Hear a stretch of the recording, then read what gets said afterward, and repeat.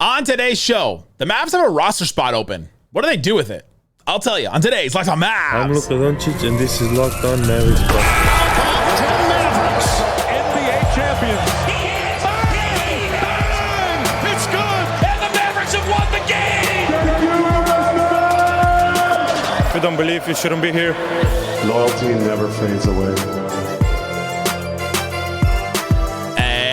Welcome. You're locked on to the Dallas Mavericks. My name is Nick Angstadt, media member and your best friend covering the Dallas Mavericks at the Locked On Podcast Network, your team every day. Thanks for being part of the show. Making Locked On Mavs your first listen today. With the best way you can help us grow the show is to listen every day on any podcast platform, leave a 5-star review, like the video on YouTube, and comment anything below. Let me know in the comment section, who do you want the Mavs to sign with the final roster spot?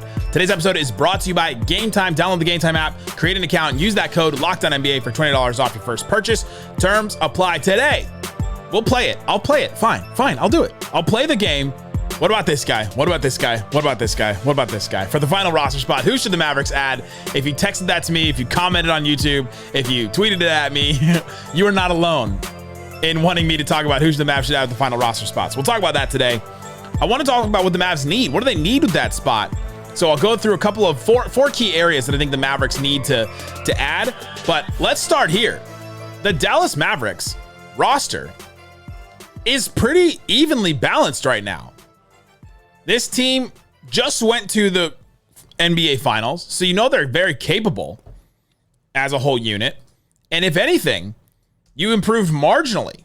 At the very least, you improved marginally because you know you're going from Tim Hardaway Jr. to Klay Thompson. That should be an improvement in a couple areas. Experience, consistency, defense, just ability and awareness.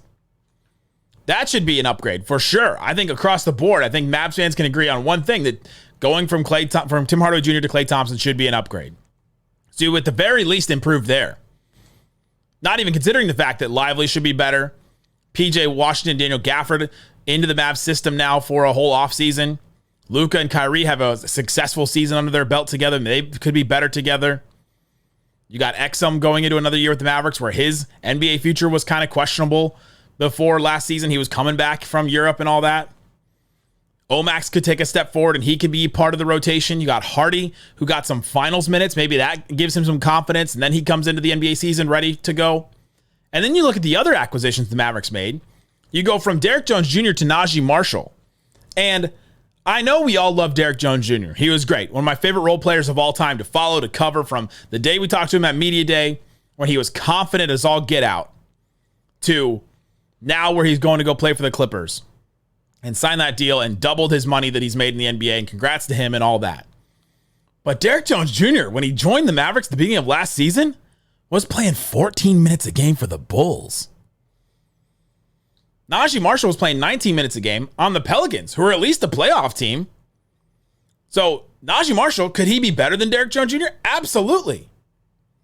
He's definitely going to be better at things than Derrick Jones Jr., and so you at least have that. That could be an upgrade, but it could be a wash, and that could be fine.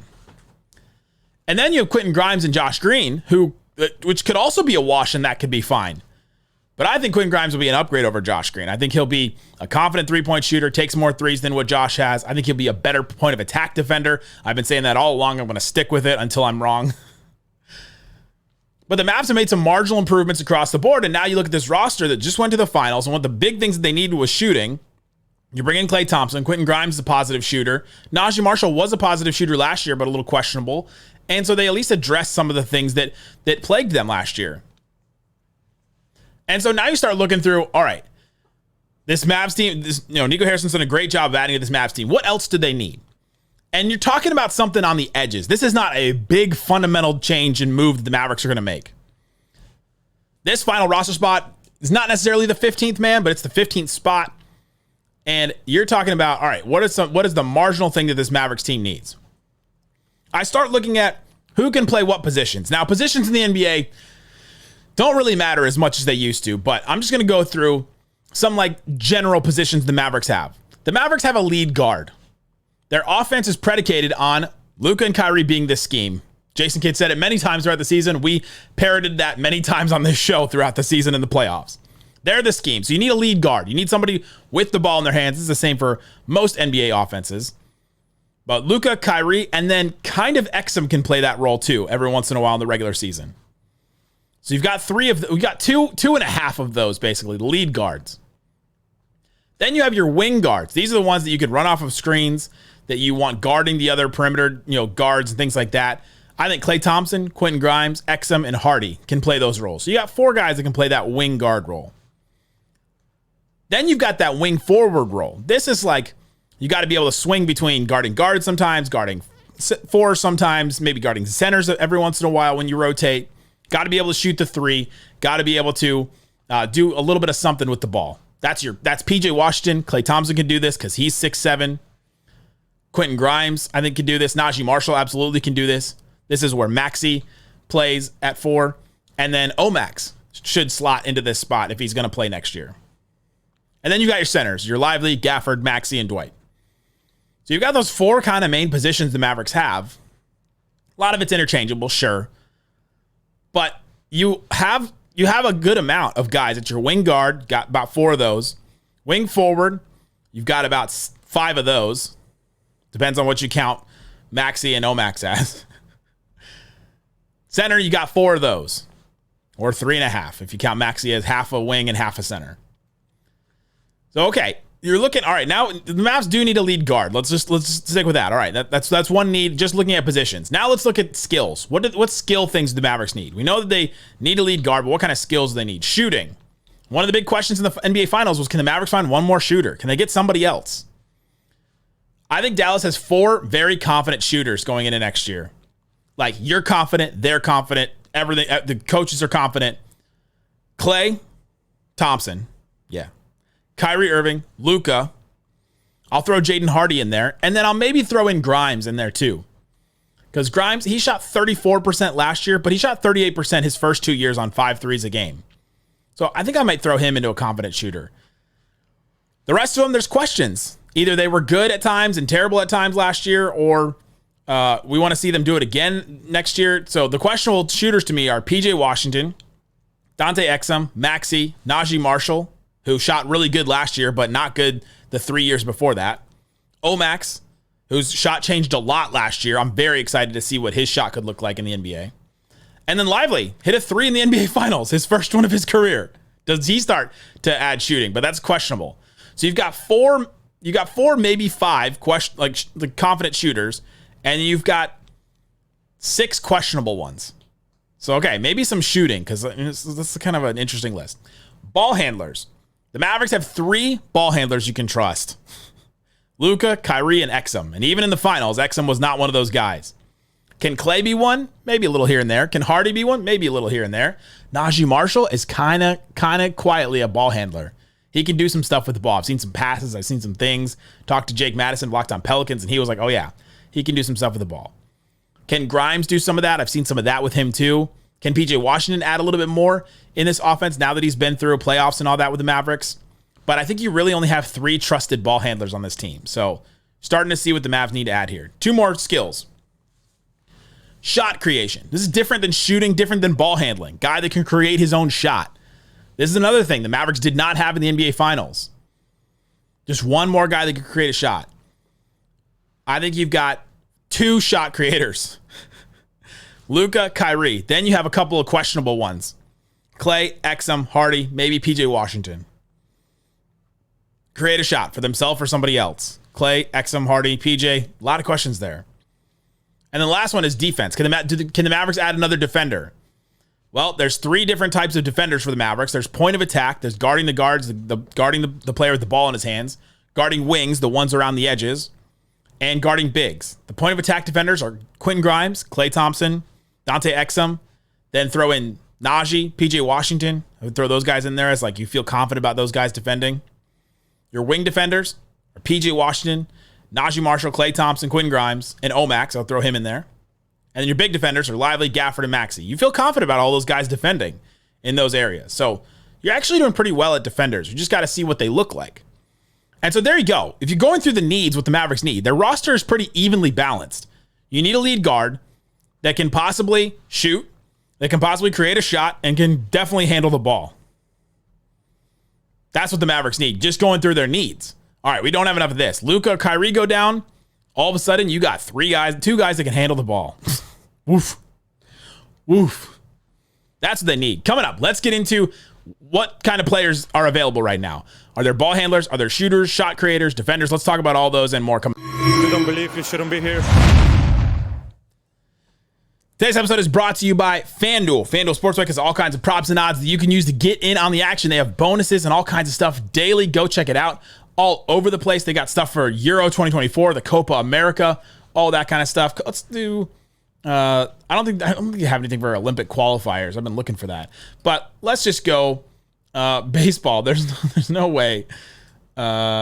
Texas Rangers to win their division, plus 1,000. So if you want to put some money down on that, the Mariners are minus 165, Astros plus 160, Angels plus 13,000. So the Rangers are right in the middle there. I don't know. Go check that out. All kinds of other stuff. FanDuel.com. They have bonuses and extra plays daily that you can do. FanDuel.com/locked on.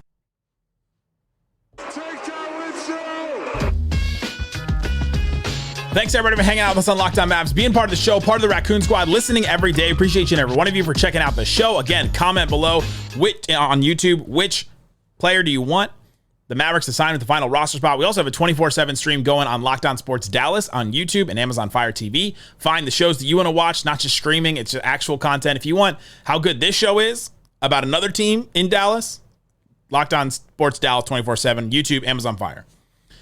All right, Isaac, let's get into the players. What about this guy? What about this guy? We've known that the Mavericks need another ball handler. They need another guy that can create a shot, possibly another shooter, somebody that can help in a pinch, right? You're not asking this guy to change your world. But you are asking, all right, every once in a while, we'll need you to step up in a big moment. There's only really one guy left. I'm going to go through a bunch of names. I'll say a bunch of guys, but there's really only one guy left that fits this bill. And it may not be the guy that you want.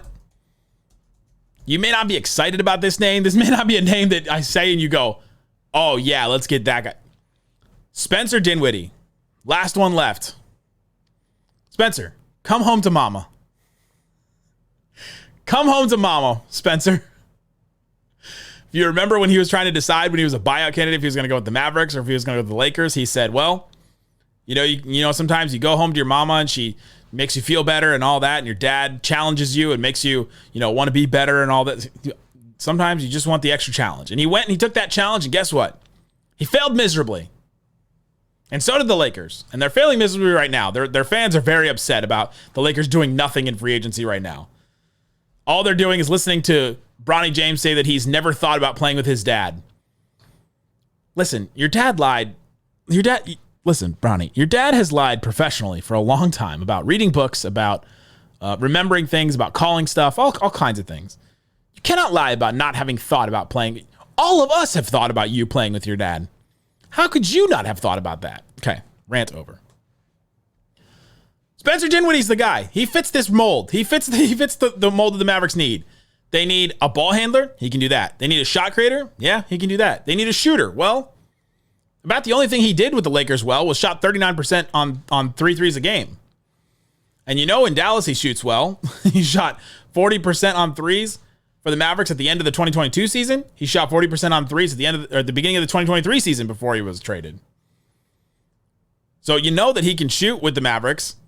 There's something about it. He just comes to Dallas and he ends up shooting really well. He's the guy that fits. He's also bigger. He's a bigger guard. 6'6"?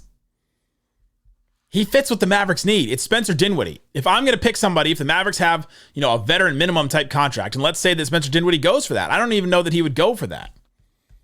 But he was just a buyout guy. But if he does go for that, Spencer Dinwiddie is the guy. The Mavs really only have a vet minimum contract left. He's played 10 years. So that's the highest vet minimum you can go. I feel like he could get money from somebody else. He also did not end the season very well with the Lakers, so he was basically not playing by the end of it. Played 14 minutes a game, played 5 games, 14 minutes a game in the Lakers series there in the playoffs. Shot 35%. Maybe he played himself down into playing into a minimum contract. And if he did, Mavs should go get him. Come home to mama, Spencer Dinwiddie, because you're the player that the Mavericks need. Ball handlers. Mavericks only have 3 trusted ball handlers. Luka, Kyrie, Exum. Then you throw like Klay, Hardy, Najee Marshall, Grimes, PJ Washington. And some of you I can hear are like, Najee, Grimes, PJ, you're putting them as ball handlers? I know. That's how dire it is. They need one more, and he's the best one on the list. So if you need to add one more offensive player that can do those things in a pinch, would Spencer Dinwiddie demand more minutes? Yeah, that's one of the problems. So if Spencer Dinwiddie is not wanting to go for a vet minimum and not play a lot and all this kind of stuff, then all right, you've got to look somewhere else. But he would fit. If you can convince him, if Jason Kidd can work his magic and say, all right, we've got this role for you. Some nights you'll have big minutes because if Luka and Kyrie are out, you're going to play a lot. He'd play 30 minutes in games when Luka or Kyrie are out. He would. Because you can play him and Exum together. You can play him and Klay together. You can play him and Hardy together. You can do that. So, and Luka and Kyrie miss games. Luka is not looking good playing with Slovenia right now. He did have a triple-double, which is like par for the course for Luka. He looked terrible. Had a triple-double. But Luka played 70 games last year in the regular season. Played 22 games in the playoffs. He's playing right now in the European qualifiers. He's going to miss games next year. They're gonna bring him back, I think. And so you need that one more guy to create with the ball in his hands and all that. I think Spencer Dinwiddie can be that guy.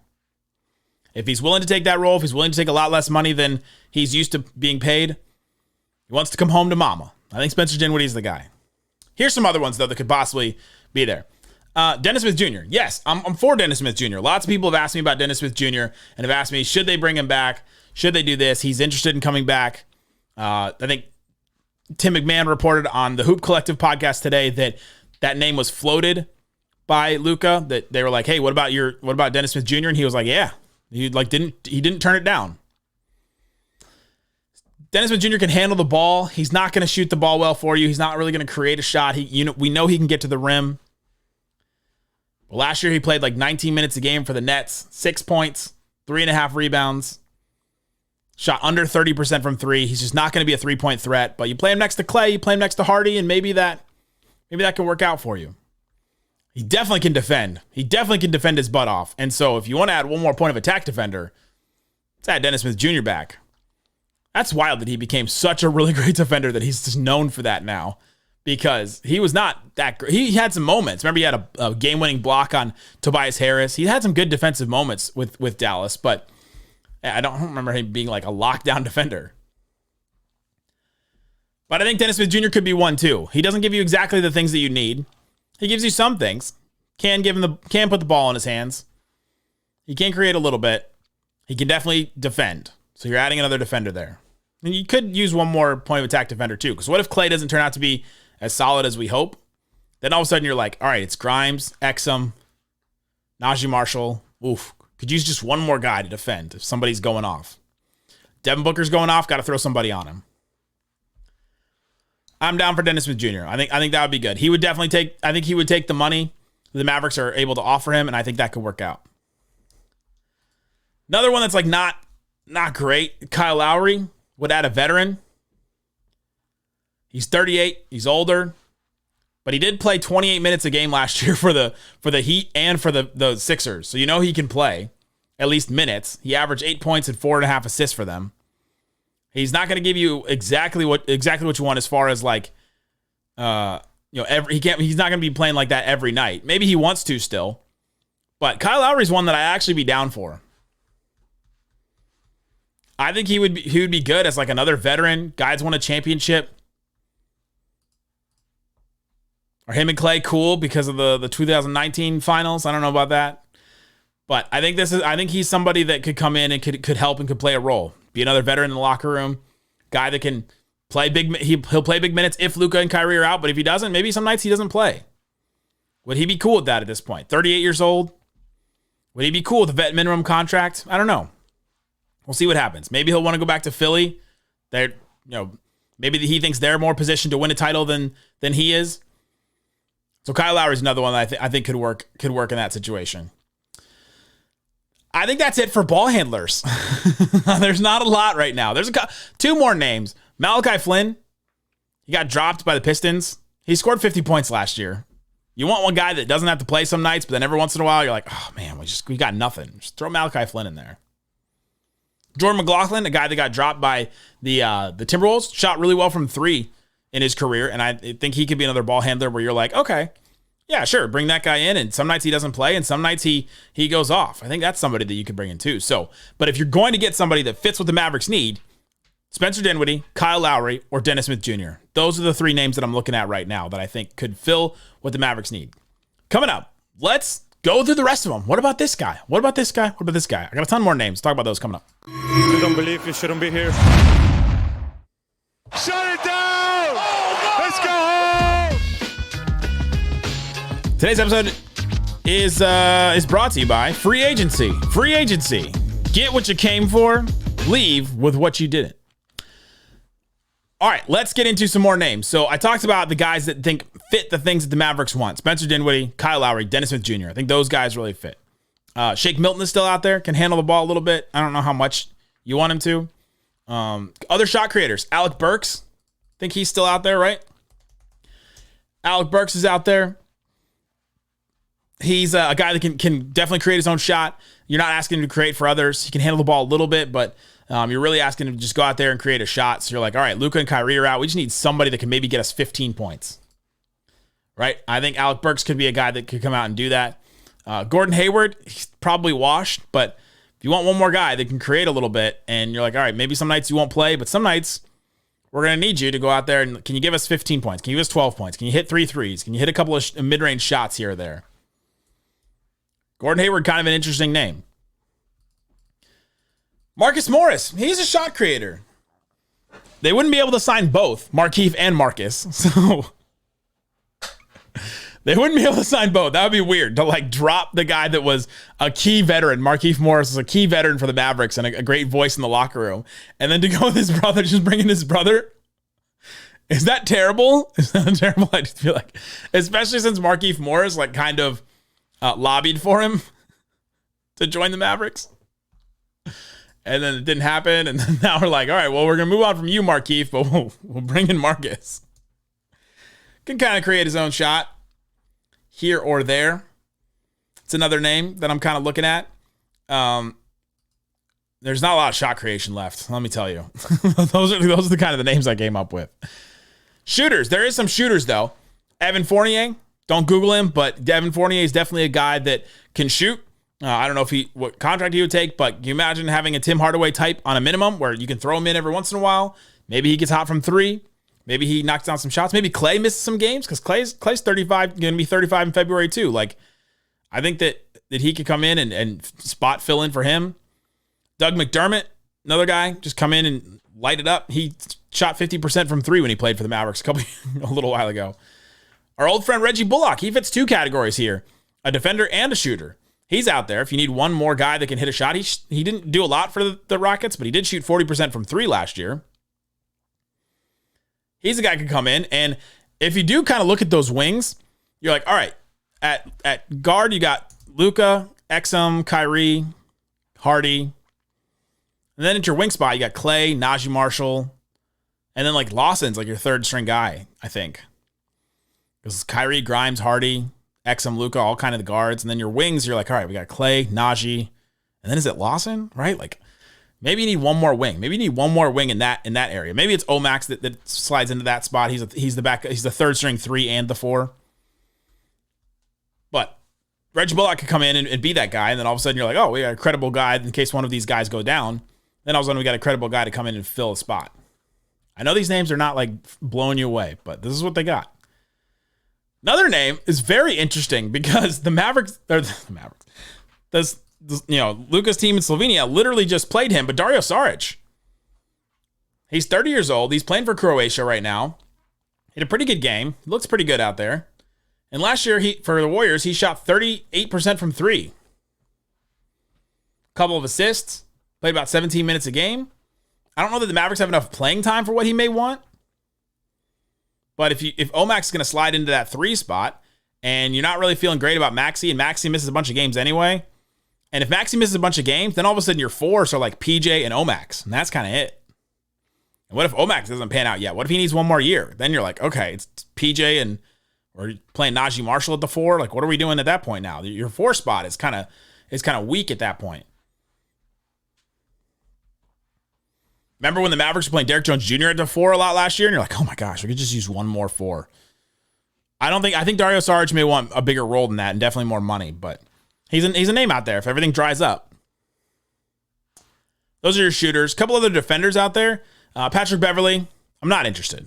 I don't get it. I don't know what he brings to the table anymore. He brings a podcast mic. Me and him bring the same thing. Podcast mic. We bring that to the table. Patrick Beverley and I have 3 things in common. We're podcasters. We're both like 6'3", and we're not really doing a lot on a basketball court right now. I'm kind of out on the Patrick Beverley experience. Robert Covington is out there. If you know one other wing defender that can definitely play a 4. So the same thing I said about like a Dario Saric. You're like, all right, maybe we need one more 4. Robert Covington's out there. He could do that. Bismack Biyombo. His name was on the list, and so I wrote it down. That's as far as I went with Bismack Biyombo. There are other guys. Boban is still out there if you want a vibes guy. If we need some more vibes. Boban. I would love to be able to use that drop again every once in a while. Jay Crowder's still out there. Our old friend Wes Matthews is still out there. There's guys that are way too expensive. I saved these because these are the names that you want. These are the names that you want to hear. I know you. These are the names you want to hear, but I just don't think there's a path. DeMar DeRozan, he's still out there. He wants more than the mid-level exception. Mavericks only had that to offer a free agent anyway. But he's out there still. There's no way. Tyus Jones would be awesome. That's your Exum replacement. And then what the Mavs wanted Hardy to be, Tyus Jones could be that. Great backup. Look, one of the best backup point guards in the league. Tyus Jones would be awesome. He's 28, small guard. Not sure what happened around playoff time, but he was in the running for 6th man of the year a little bit there. And did a great job for the Grizzlies. I just don't think there's a path. I don't think that he would take the money the Mavs can offer. Markelle Fultz, same kind of thing. He's kind of found his role with the Magic, and I think he would be a good big guard off the bench, fill in, and he could score when Luka or Kyrie are out. That'd be awesome. I don't think they got the money for it. Gary Trent Jr., same thing. I think he's going to want more money, and imagine having Tim Hardaway Jr. Again, a Tim Hardaway Jr. at the minimum. That'd be awesome, but I don't think they can get him. Caleb Martin, same kind of thing. I think he's still out there, and I just don't think the Mavs have enough money to get any of these guys. And I know those are the names that you kind of want. If I didn't mention the guy that you're thinking about, comment below. What about this guy? And then comment the name of that player. But there you go. Those are the names. If you're thinking about who the 15th roster spot is for, if Spencer Dinwiddie would take the money and the role, he's perfect. If Kyle Lowry would take the money and the role, he's perfect. Dennis Smith Jr. would take the money and the role. I think that he would fit really well, and I think he would bring a lot to the table. Those are the guys I'm looking at.